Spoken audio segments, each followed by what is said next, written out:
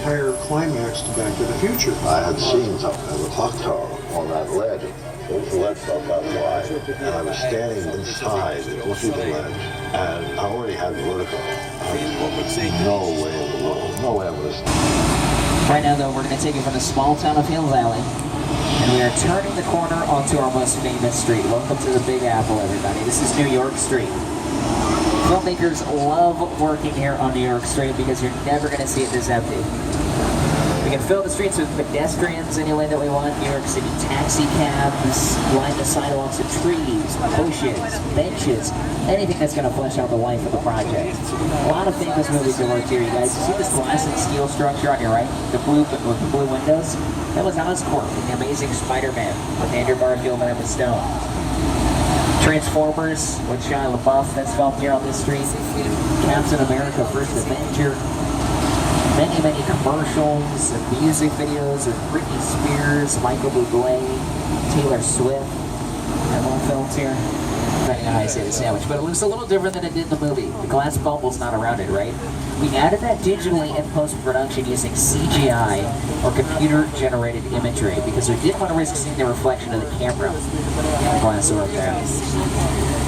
Jurassic World, #1 highest-grossing Universal movie of all time. And speaking of that movie, here's a clue where we're going next. On your right-hand side, you have a great selfie opportunity. In the cage, we have Dilophosaurus. Now these are... Wait a second. Uh-oh, you guys, there's no dinosaurs in those cages. They have it surrounded. Look out! Ah! Ah!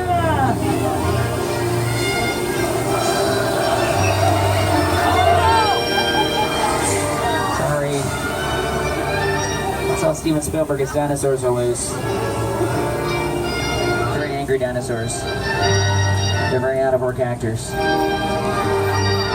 Okay, he's going to activate a little thunder and a little lightning. And you guys are going to see very quickly how the mood of a scene can change with the weather. There you go. Thunder and lightning. Pretty cool, right? Okay, Scott, whenever you're ready, go ahead and cue up that rainfall for us. In 3, 2, 1. Rain. On demand. Now, the way to create rain, we need a sprinkler system which we point into the air, allowing the water to naturally descend to the ground. Like real rain. No, if you're from Los Angeles, that's right. Pretty cool, huh? Okay. Scott, go ahead and cut those weather effects. We're going to pull around the corner here to show you another little area that was featured. Scott? Scott, you want to cut the rain and stuff? Scott, what do you... Wait a second. Oh no! Scott, what have you done? Guys, hold on, look out!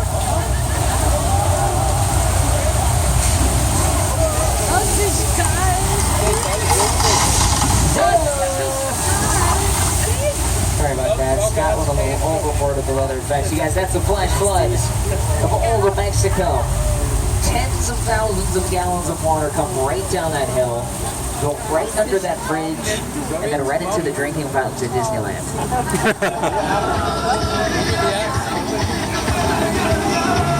Continuing with the monster theme here, you guys, we are going to drive right past an area where we've brought to life these iconic monster movies. A little bit further down the road are our oldest sets here at Universal Studios. We have our amazing Little Europe sets, which are built over.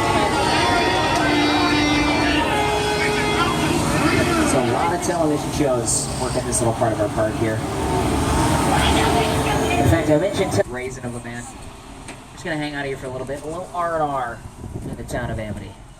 So there's George's police boat. He must be under the water. Oh, there he is. George, how's it going? Wait a second.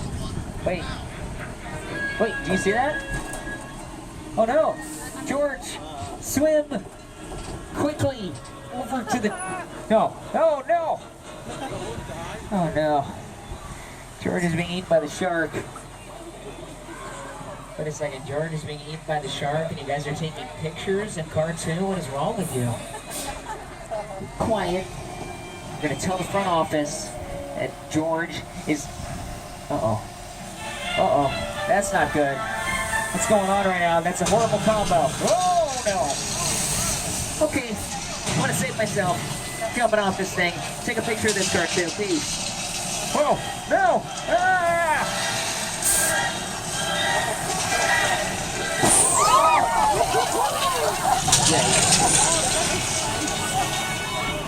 Guys, I believe that is Bruce the Shark. House coming up here. That's Gabby's home, played by Ava Longoria.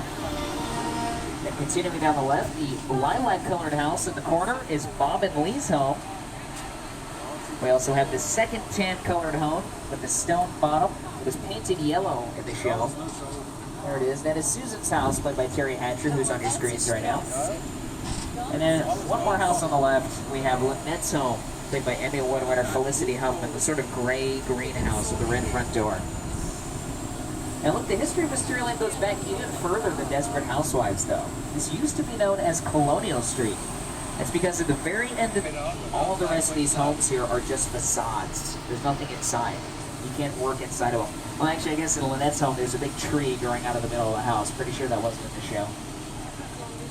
A lot of commercials are filmed here, music videos with Smash Mouth, the rapper Nelly.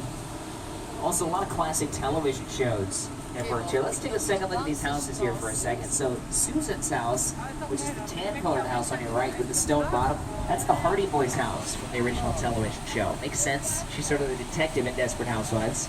And then you remember Bob and Lee's home, the lilac home, in the corner on your right? That's the Munsters' house, you guys. 1313 Mockingbird Lane. Okay. We're going to get out of the neighborhood here. In Toretto's car from Fast and Furious. So I notified security. They have an update for us. Let's see what's going on. Chief? Studio tour. Looks like we might have an issue. I'm patching you into Agent Novak from the FBI. It's one Jim Carrey, and those two cars there, those are drivable. Believe it or not, they used to be golf carts. Perfect getaway car when trying to escape from Jim Carrey as the Grinch and probably even the Who's Neighbor. So I'll tell you what, this next guy turned out to be a total, considered very risque back then. Uh-oh. Look, Norman Bates in the office window. Ah! Okay, it's just a cardboard cutout. But it's still dangerous. It can give you a paper cut.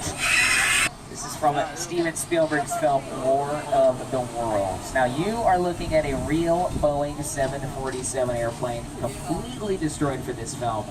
It cost $60,000 to purchase this plane.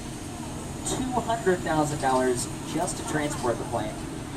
3 months to decorate this whole set for, get this, just 2 days of total production. I think I have those facts straight. Tom Cruise, how am I doing? You're doing good. Thank you. Close your eyes, okay?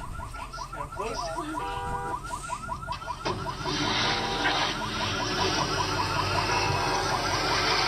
Bobby, get in.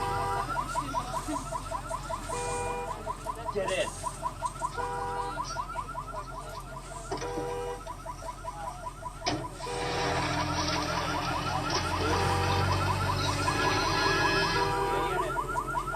Took over 500 special effects to bring this whole film to life, more than Steven Spielberg had ever used before.